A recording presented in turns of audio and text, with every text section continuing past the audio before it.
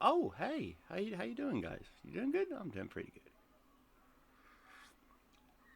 Surprising. Welcome back. It is Monday, my dudes. That means it's 1 o'clock in the afternoon. It's time for a coffee time with Cobra.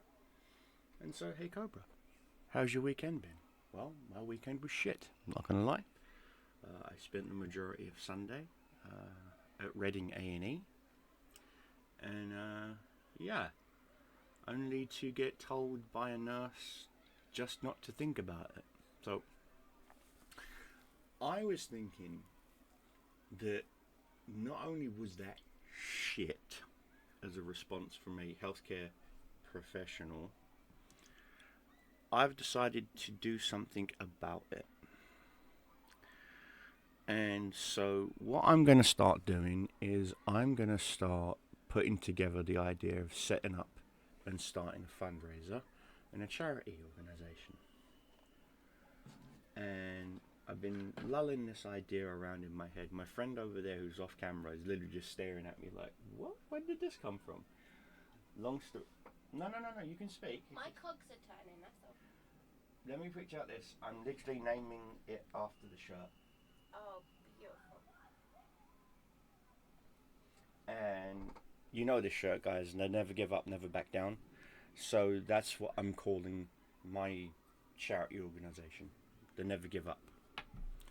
And I'm going to be talking to some people about turning it into a LLC and a whole bunch, going through the right things and even getting the charity registration, the 501c registration and whatnot. So if you guys do want to donate, it's tax deductible, things of that nature. And I'm going to be taking not a single penny. I'm not going to be taking a single penny from any donation. So if you guys want to choose to donate to the charity, I will also make everything put up on a ledger, because what I'm going to be doing is very similar to how Bitcoin has their own ledger wallet. You can follow each transaction of each Bitcoin. I'm going to be doing something similar, which is you guys will be able to follow where your donation goes and what it goes to. Yes, there will be some admin costs. No, I will not personally be taking a single penny in paycheck. I won't. I won't do that. I just won't do that. I believe CEOs and COOs who do that, namely certain people from here, and we all know what I'm talking about. Yes, it came to light that the COO of Prisoners of War Missing in Action was taking anywhere between 40 to 60% of the donations and pocketing it. So I won't be doing that. That's not going to be happening. And again, it's just an idea that I've been thinking about. Now, reason why is because 4th of July for some people is America's birthday, and that's great. But there are some people whose PTSD triggers is fireworks. I'm one of them. My Evelyn, she's another one, and there's a whole bunch of others. Especially when I lived in Utah, and so we used to do this thing where we would go camping for the entire 4th of July. We would get our gear together on the 3rd, we'd pick a spot, we'd set up camp, we would literally set it up like it was a full-on fob. We'd have sandbag walls, a latrine, we'd have a main tent for chow, you name it, and then we'd have our own little sleeping sections and whatnot, and we ran it like a little base, and we would start it, we'd get up there on the 3rd, we'd be up there for the 4th, we'd be up there for the 5th and the 6th and the 7th, then we'd come home on the 8th. We would be up there for 4 days. And so many people came back, batteries recharged, sleeping patterns corrected. Just, it was amazing. It really was amazing.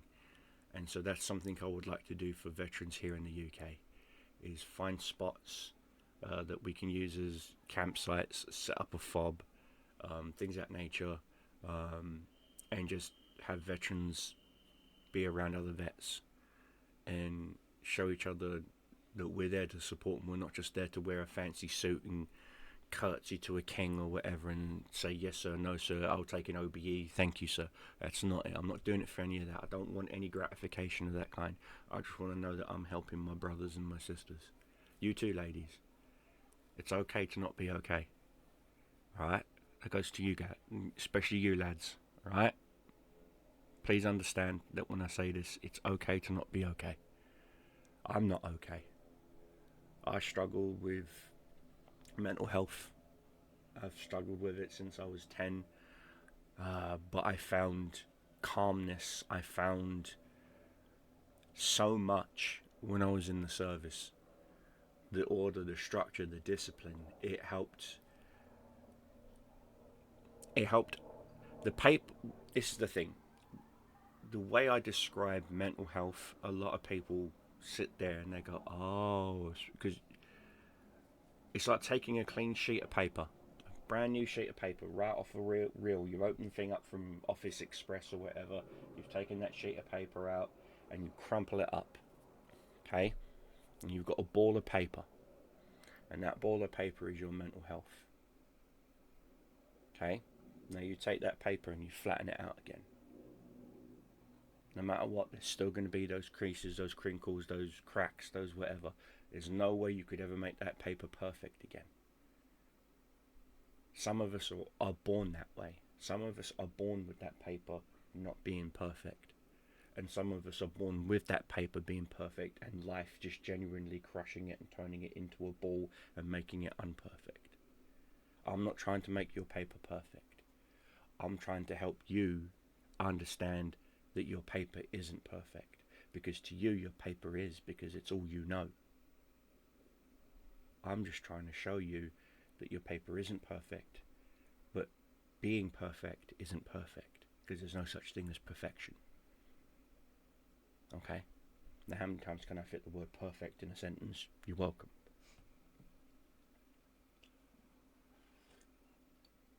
I just want you to know, guys, that there's a reason why in all of my videos I put the suicide prevention hotline in there, both for America and the UK.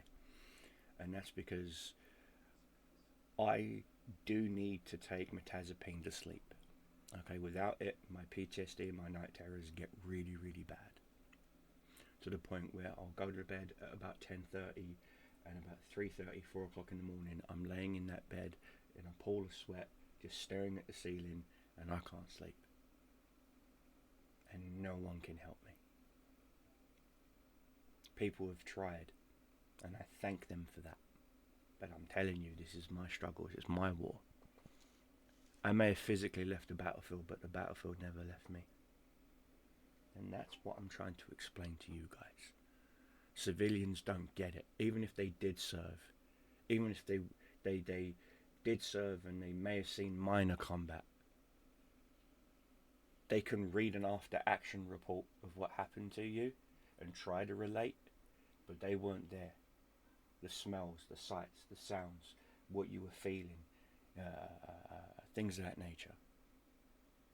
And it's, again, you can get trauma from anything. The human mind, the human psyche is so fragile that I've literally watched people who are influencers lose their shit over someone who says, "Who are you?" And they're like, "Don't you know who I am?" No, that's why I asked you, who are you? They just physically lose their shit. Their mind just goes right out their ears and just fucks off and is gone. And no amount of, hey, no, wait, stop, come back, is going to make that come back. Okay? So please understand the words, humble your fucking self. Humble yourself and say the words, it is okay to not be okay. And I am not okay. And then do yourself a favor. If you're in the States, each state individually, I know the state of Utah, I know the state of Oregon, I know the state of Washington, I know the state of Texas, they all have their own mental health programs. In Utah, it's called Four Corners Mental Health. That covers Utah, Colorado, Arizona, and New Mexico. Alright? Okay? So if you're in those 4 states, just call Four Corners Mental Health. Okay? They will try their best to help you, but even they have a limited budget. This is why I keep saying to you people, appeal to your Congress. Tell them, please give us more funding for mental health programs. A lot of tragedies, a lot of problems could just simply solved by just talking to someone. Okay? This is why Democrats see it as let's best way to describe it, okay? You've got messy hair. I've got messy hair. What's the answer? Comb it, of course. So I'm combing it, right? As I'm combing it, right? I'm thinking to myself, oh look, I've got some missing hairs. The Democrats would say it's the comb's fault. The Republicans would say it's me aging. So the Democrats would say let's ban combs. Why? So we've all got messy hair. That makes no sense. How about you just accept the fact that people get old? Okay? And that being said, even the younger generation, even children are being traumatized. They're so used to growing up with a phone in their hand, or a tablet, or a laptop, and that being the parent, because the parents are being lazy. And yeah, I'm calling you out. I'm calling you parents out who just grab a tablet and fling it at their kid and say, have Blue Clues teach you. No, you lazy coolivine. Get off your fucking ass, pick up your child, grab a goddamn book. There's a wonderful building full of books that you can just take whenever you want. It's called a library. You can go in there, speak to the lovely person behind the desk who has way too many cats and wears tweed, and say to them, may I please get a library card? They will give you said wonderful library card.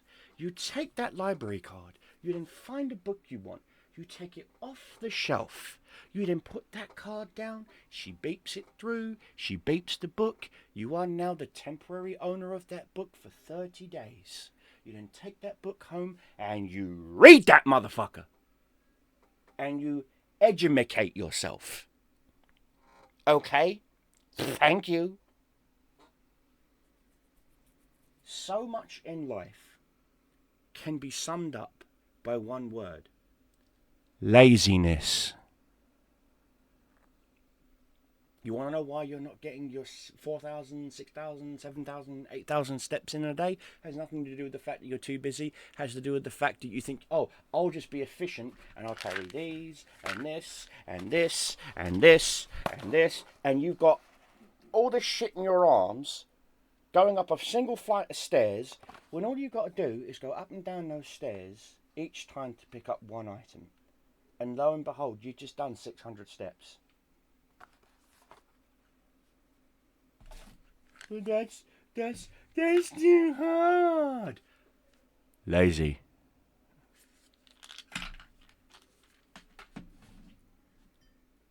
Lazy. Make it fun. If you've got a little child with you, to stop them growing up being lazy, you just grab your little wee one as you're going down the stairs. If you go down to the woods today, you better go in disguise. Make it fun. And lo and behold, your kid's going to say to you, Mum, can I go outside and play on my bike? Can I play football? Can I play patball? Fuck me. The amount of times I've asked these kids near this school, near where I live, where do you play patball? They look at me like I've got a hole in my head. Patball? What the fuck is patball? I'm like, you've never played patball. So I went through the fucking sports store. I went to JD Sports in town, bought a tube of tennis balls, came back and said, this is patball. And I showed them how to fucking play patball. Do you know, the one thing they play constantly in that playground, in that section, because it's got a brick wall now, is patball. Good job. And I've noticed all the chubby monkeys are no longer chubby monkeys because they're running around chasing a tennis ball like a fucking Labrador. And not knowing it.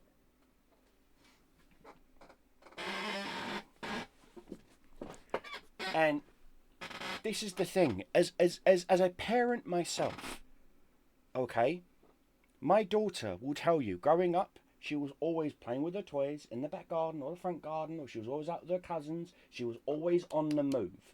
Always. Yeah? Then all of a sudden her cousins move up to Cambridge and do their own thing. And she stops going out. She stops seeing Fred. And all of a sudden she just puts on weight like crazy. Now she's going to the gym, running on a fucking treadmill on the spot. And I'm like, you're doing what you used to do as a child, only it's not fun, is it? She's like, what do you mean? I'm like, when you hanged out with Jess, Charlotte, Joey, you know, and I listed off all of her cousins, Lee, Luke, Jake, Josh. She's like, yeah, it goes. And you used to play football with them, right? Yeah. You used to play tennis with them, right? You used to play badminton, basketball, pat ball. And she goes, oh my God, pat ball, yes. And I'm like, wasn't that fun? She was like, yeah. And I'm like, that was exercise. You just didn't know it. And she sat there for like 2 seconds and she's like, the light finally just went dink and came on. She was like, son of a bitch, it was. I'm like, yeah, that's why you were never a chunky monkey as a kid. I refuse to let that happen. Even your uncles, your aunts refuse to let that happen. And yet, now, if you used to look at some of her cousins, who, granted, they do work long office hours, things of that nature, they have put on a lot of weight. And what have they said? I need to go to the gym. I need to get my fat ass to the gym. They've realised what's wrong, and they're like, I need to get my fat ass to the gym, and I need to just slim down, get my BMI correct. That's it. Not be buff, not be Incredible Hulk, not be Mr. Universe, not be a page 3 model or whatever. No. They just want to get back to their correct BMI level. Body mass index. Now, technically, I'm considered obese. There's not any fat on me, except for my belly. I have stubborn belly fat, and I'm in the process of trying to get that corrected. I'm in the process of trying to get that sorted. Nothing I can do about that. Even my doctor is like, we don't understand. Your cortisol levels are a little bit up there, but your body's not storing it elsewhere. It's just storing it in your tummy. I'm like, yeah, and I do crunches, I do stretches. I've got a fucking workout schedule up on my wall there with the fucking resistance bands, and I do it. I've got, no word of a lie, free weights right there. Is there not free weights right there? Yep. And when I'm playing World of Tanks and I'm in the queue for more than 20 seconds, I grab the weights. I'm just like, 1,000, 2, 1,000, 3. I'm constantly doing stuff. Or I'll get up and I'll stretch. And all of a sudden, game starts. I sit down, I play my game, I play my round. I die in 2 minutes, 5 minutes, 10 minutes, whatever. Get up, do some more stretches a little bit, get right back at it. You make the time. You make it. And so I've noticed that when I do work out, I'm in a lot better place up here because I'm doing something. And I recently watched an episode of Unsubscribe, the podcast, and they all talk about the fact that when they go on holiday, they hate it because they're so used to being on the go, running their own YouTube channels and then the podcast and everything else and whatnot, so that when their partners or their wives or whatever, their kids say, hey, Dad, let's go to the movies, they're literally sitting there doing this because they can't sit still. They're so used to being on the go, to the point where they think they've got like ADHD or something, you know, and they don't. It's just their brain is hardwired to just do stuff. We all are. We're all hardwired to just do stuff. Okay? When you find something you love, you just do it. Painting, art, calligraphy, whatever the fuck it is. My friend over here, she has her own little business doing vinyl printing and stickers and whatnot. That's her thing. She loves doing it. It's amazing work, by the way. You should check her out. I'm trying to get her to sponsor my channel for a couple of episodes, but she just won't do it yet. You haven't actually asked me. So I'm calling you out and asking you now, darlings. But the point is, guys, girls, fellas, fellettes, treadheads, please understand, if you are taking what I'm saying to heart or you're taking it personal, maybe you should stop and look in the mirror. Okay? And ask yourself, why am I so upset? I'm not going to say the T word because that's for leftists. But ask yourself this, why did what this man say affect me so badly? Ask yourself. That's called self-reflection. I do it all the time. If someone turns around and says to me, dude, you're going bald, I'll look and I'm like, well, my forehead's quite large. You could land a jumbo jet on it. Yeah. And then my brother pointed out that I'm thinning in the back a little bit, just like my Uncle Graham started, and he shaved his barnet and it just never grew back. So I'm not shaving my barnet in case it just never grows back. I mean, I would make a really good Lex Luthor. Yeah. You would make a very hot Lex Luthor. Stop it. But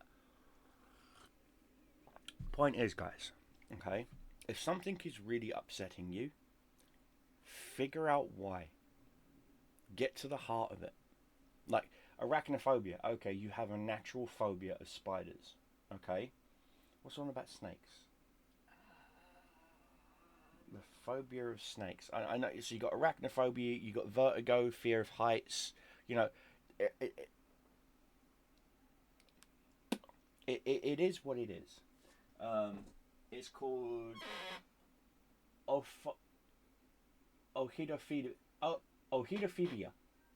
That word. I'm just going to call him Obi. Okay, so you got Obi, which is fear of snakes. Okay, that's fine. I'm not afraid of spiders. I'm not afraid of snakes. I'm not afraid of scorpions. I'm not really afraid of many creatures. I really ain't.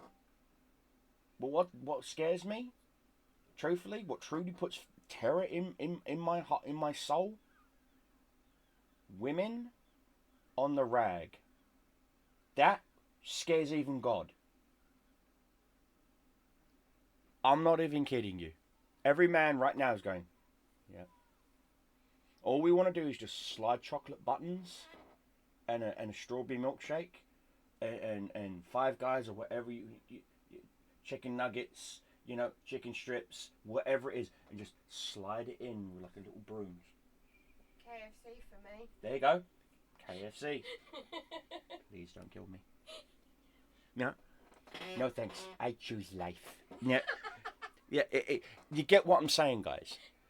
And so, fundamentally, and I mean this, guys, fundamentally, okay, if you are feeling upset, hurt, emotionally stunted, whatever you want to call it, whatever you want to gratify it and call it, if that's what you're feeling, please seek a professional. If you can't afford one, there are programs out there that can help you.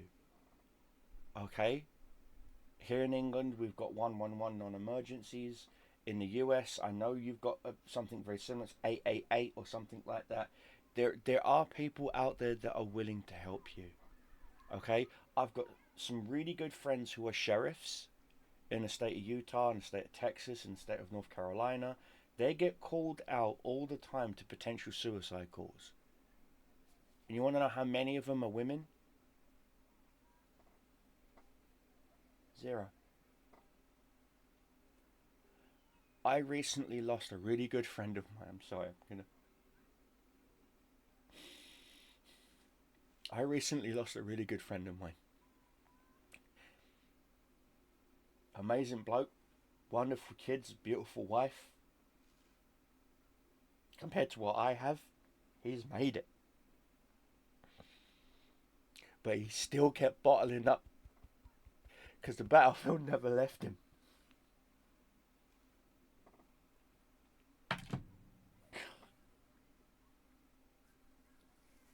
And all I keep wanting to ask is why. And he's not here to answer. And right now I'm fucking mad at him. I'm more mad than upset. These are tears of frustration. Because he could have just reached out. But he has to be a man. He has to bottle it up. He has to keep it inside. Because that's what us men do. Bollocks.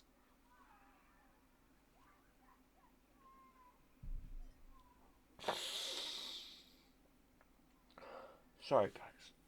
It's bollocks. You need to reach out. You need to find someone. We need to bring back mentors.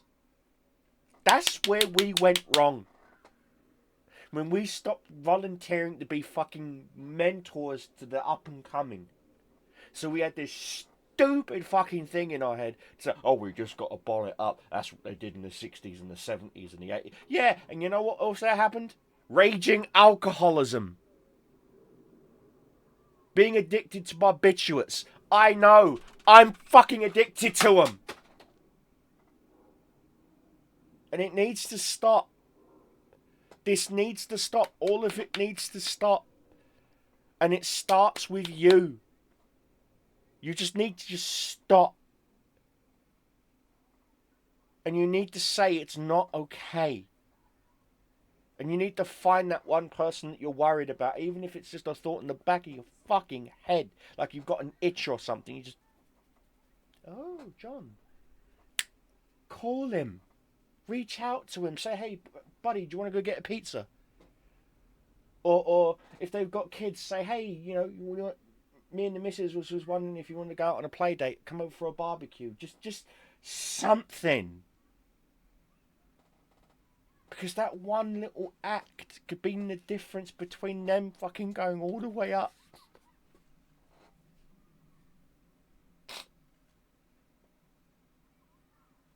I'm just sick and tired of losing my mates.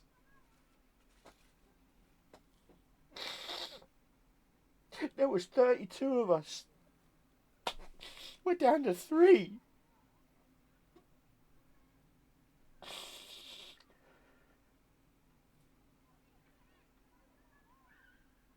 I've been trying to avoid talking about this subject because it hurts me that much.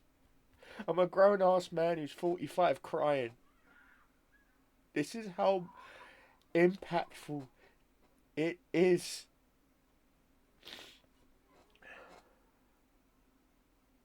But none of you...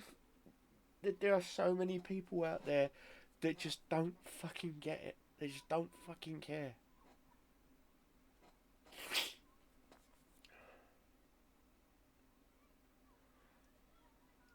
And all I'm trying to do is stop the next one from happening. But it's like trying to plug a hole in a colander that some idiot tried to use as a dam. I don't know why they tries to use a fucking colander as a dam. Nice one. Even the fucking otters and the beavers are laughing at you. But my point still stands. There's too many holes in that dam for it to be a dam anymore. And my fucking give a damn is busted. Again, guys, just go into the description of the videos of every video I've uploaded for the past 2 years. You will see in that description there is a suicide hotline prevention for both the UK and the US because I'm sick and tired of losing friends. Eddie Horvath. I miss you, buddy. Every fucking day I miss you.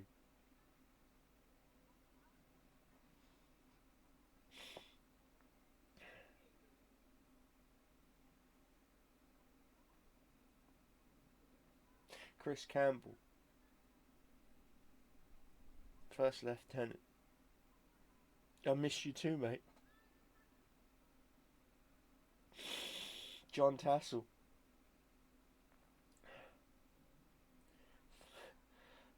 Miss you too, mate.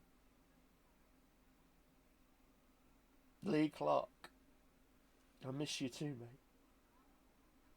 I know every single one of their names. I know every single one of their faces because I see them every fucking night.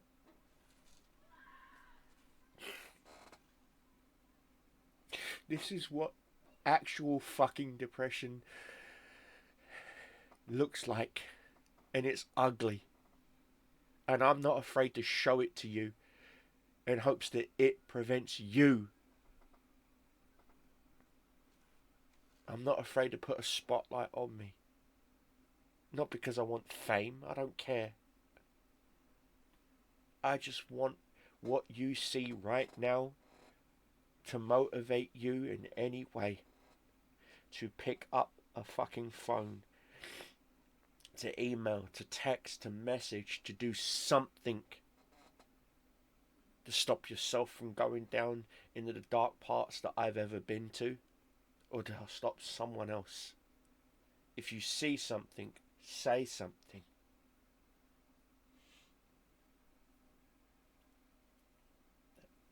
That's all. And I know this is very serious for me. I'm used to doing light-hearted sort of stuff. But I can't be light-hearted about this anymore, guys. This has been 3-4 weeks worth of me penting it up. And I can't do it no more.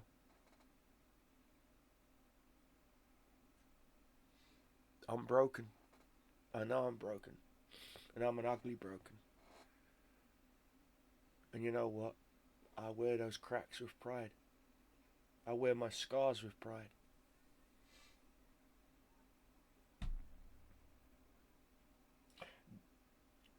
But to all of my subscribers, all 530 whatever it is. Yeah, I know my channel's tiny, don't care. Thank you. Thank you to every single one of you. Every single one of you, thank you from me. Now, normally people are like and subscribe and all that shit. I don't care if you like this video, like it. If you like my message, share it. You want to take the piss out of me? Go ahead. Grown ass man crying. I don't care. Go ahead. Show me how ugly you are. Show me how ugly your true colours are. Let the world see how ugly you are as a human being and why your mum should have swallowed you. Go ahead. Take the piss out of me. I don't give a fuck. What I'm saying and what my message is very fucking true. Very fucking true. Because it's not just men that suffer from it. Women as well. You're telling me a woman doesn't suffer from trauma when she's sexually assaulted? Of course she does. Grow up. Grow the fuck up if you think they don't. Grow up. You're ugly. And women, this section's for you. Ladies, this section's for you. Now normally I do some sort of quagmire, giggly giggly kind of crap, but no. This is a serious heart-to-heart here. If you see your man quiet, not talking, staring off into the distance, and if you ask him what you're thinking about, stuff, hug him. Just fucking hug him. Don't say anything. Just hug him. Grab him by the hands, put his hands around you, put his arms around you, hold him. He's not okay.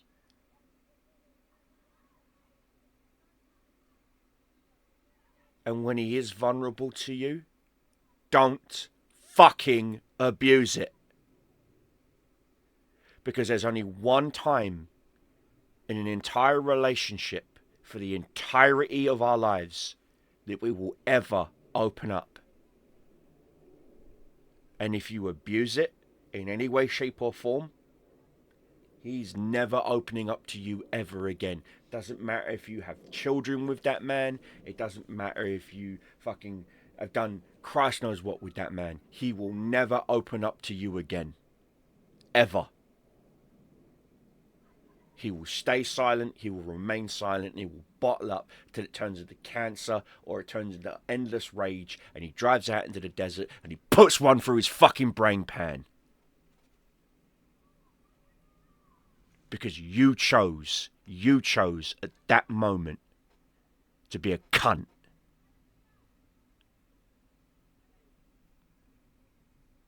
I get it.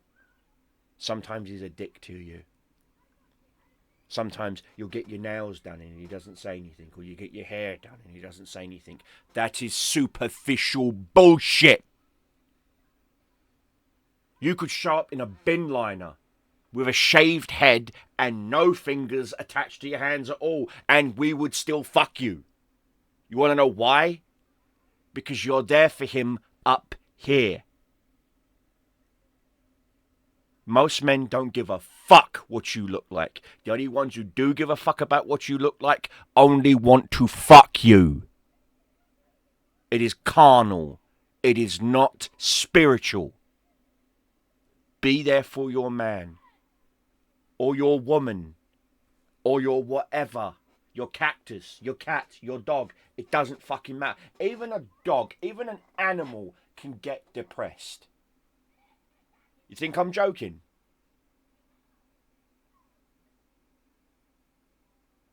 Now all of you are like, oh, because you're all remembering that one pet that after something happened, they just hid in a corner and didn't do anything for hours or days. And they just sat there or laid there, no matter how. Come here, Tiki boy. Come here. Nothing. Wouldn't even wag his tail. Nothing. Just laid there. What the fuck do you think that is? It's called depression. And if a fucking basic animal, if an animal like a dog or a cat or a frog or even a fucking goldfish that has the memory of a fucking Texas Instrument calculator can feel depression, yet you seem to think that men can't. But it's okay for you to feel it, but it's not okay for us. Hypocrite. Jog on. Left foot, right foot, body follows. Fucking walk on. Get out of my life. Anyway, this video's gotten way too deep. It's gone on way too long. I'm gonna fuck off. Anyway, guys, I'm gonna end the video with stay safe, have fun, keep shows flying, keep your enemies dying. And if you see something, say something. And if you are suffering, please, for the love of God, reach out to someone. We can't help you if we don't know what's wrong, and we don't have check engine lights on our foreheads.